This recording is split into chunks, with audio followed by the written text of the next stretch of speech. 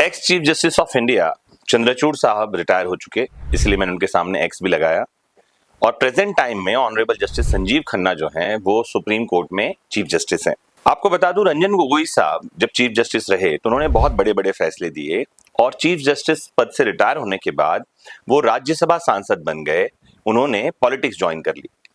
इसके बाद देश भर में इस बात को लेकर बहस छिड़ गई कि सुप्रीम कोर्ट का चीफ जस्टिस जो व्यक्ति बना रहा हो वो क्या काम कर सकेगा और क्या काम नहीं कर सकेगा, इसके लिए बात पहले से तय होनी चाहिए।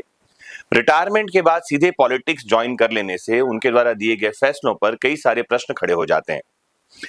तो आज मैं आपको बताने वाला हूं चीफ जस्टिस या कोई भी जस्टिस जो सुप्रीम कोर्ट से रिटायर हुआ उसके बाद वो क्या क्या कर सकता है।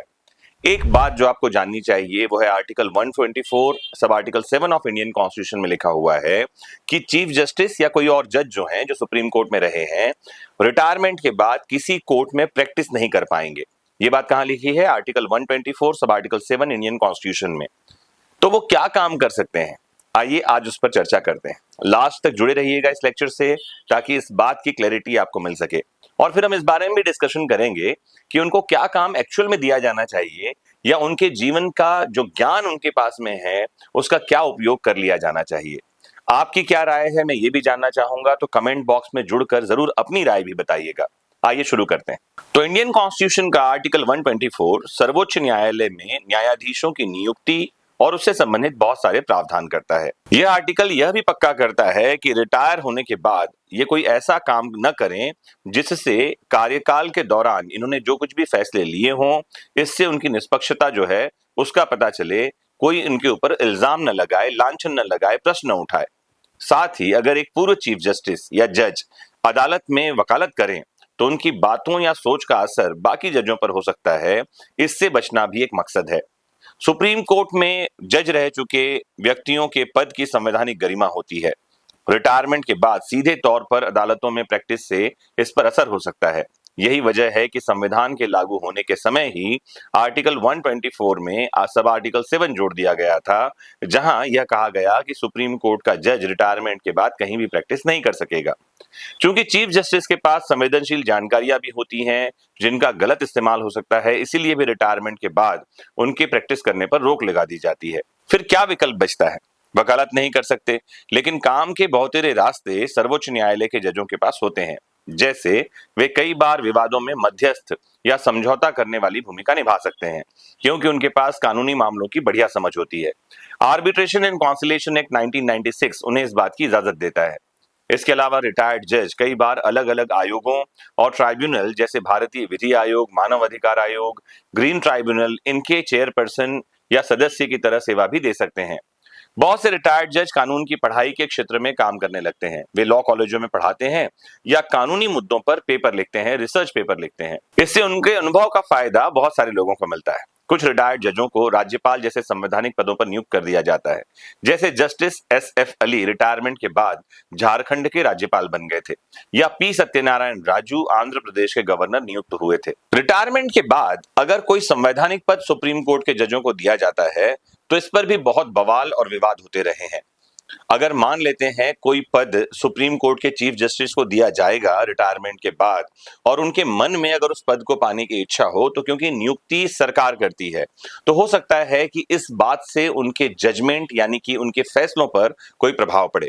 इसलिए विद्वानों का यह कहना है कि उन्हें संवैधानिक पद नहीं दिए जाने चाहिए, जबकि इस पर कानून या संविधान कोई रोक नहीं लगाता है। एक तबका यह मानता है कि जजों की आयोगों और ट्राइब्यूनल में नियुक्तियां एक तरह से सरकारी रिवार्ड है जो कार्यकाल के दौरान लिए गए उनके फैसलों के लिए उनको मिलता है, जिनसे सरकार को मदद मिली हो। मिसाल के तौर पर जब पूर्व chief justice Ranjan Gogoi retirement के तुरंत बाद राज्यसभा के लिए चुन लिए गए तो इसको लेकर काफी तीखी बहस हुई और लोगों ने कई तरह के आरोप लगाए। आपको बता दूं कि जुडिशरी डेमोक्रेसी का एक अहम हिस्सा है। यही वजह है कि चीफ जस्टिस जब रिटायर होते हैं तो सुप्रीम कोर्ट के जजों को और चीफ जस्टिस को कई तरह की सुविधाएं मिलती हैं। जैसे उनके आवास पर 24 घंटे का सुरक्षा कवर होता है, एक पर्सनल सिक्योरिटी गार्ड 5 साल के लिए उनको मिलता है, रिटायरमेंट की तारीख से 6 महीने के लिए दिल्ली में उनको एक आवास दिया जाता है जो कि पुराने आधिकारिक घर से अलग होता है। ये टाइप 7 आवास होता है जो आमतौर पर उन सांसदों को दिया जाता है जो केंद्रीय मंत्री रह चुके हैं। उन्हें पूरे जीवन के लिए घरेलू सहायक मिलता है, एक ड्राइवर मिलता है। साथ ही हवाई सफर के दौरान उनके लिए हवाई अड्डों पर सेरेमोनियल लाउंज होता है। ये एक खास सुविधा है जहां अपनी फ्लाइट का इंतजार करते हुए वे आम लोगों से अलग लाउंज में आराम कर सकते हैं, इंतजार कर सकते हैं। सुरक्षा कारणों से प्राइवेट वेटिंग एरिया की सुविधा उनको दी जाती है। फ्री टेलीफोन जैसी कई छुटपुट सेवाएं इनमें शामिल होती हैं। इसके अलावा एक ठीक ठाक अमाउंट उन्हें पेंशन के रूप में मिलता है ताकि पूरा जीवन वो बिना कहीं काम किए भी गुजार सकें। कई लोगों का ऐसा समझना है क्योंकि वो भी एक इंसान है, तो रिटायरमेंट के बाद उनको भी किसी भी काम को करने की छूट दी जानी चाहिए। कुछ लोगों का ये भी मानना है कि संवैधानिक पदों पर उनकी नियुक्ति अगर होगी तो उनके ज्ञान का उपयोग वहां किया जा सकेगा।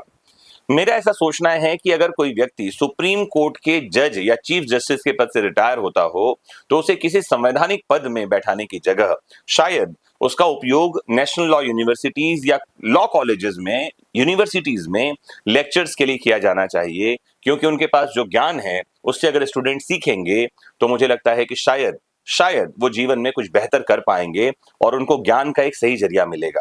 इसके अलावा मेरे पास एक और भी सोच है कि जैसे हमारे पास में बार काउंसिल ऑफ इंडिया है, जो एडवोकेट्स जितने होते हैं उन सारे एडवोकेट्स को रजिस्ट्रेशन करवाना होता है बार काउंसिल में। एक्चुअली बार काउंसिल में रजिस्ट्रेशन के बाद ही वो रजिस्टर्ड एडवोकेट बनते हैं, लेकिन बार काउंसिल में इनके ट्रेनिंग की कोई सुविधा नहीं है। मुझे लगता है कि एडवोकेट्स जो नए आए हैं उनकी ट्रेनिंग की जिम्मेदारी भी रिटायर्ड जजेस को दी जा सकती है और बदले में उनको ठीक ठाक अमाउंट भी दिया जा सकता है।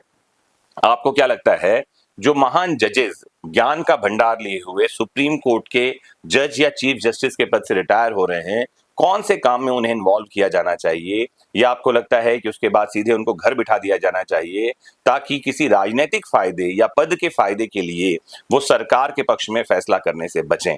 मुझे उम्मीद है कि आज की ये जानकारी आपको पसंद आई होगी और कमेंट बॉक्स में जुड़कर आप जरूर अपनी बातों को रखेंगे।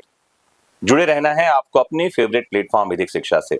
ज्ञान के प्रसार में भागीदार बनना है, शेयर करते रहना है, सब्सक्राइब तो आपने कर ही लिया होगा। नमस्कार, जय हिंद।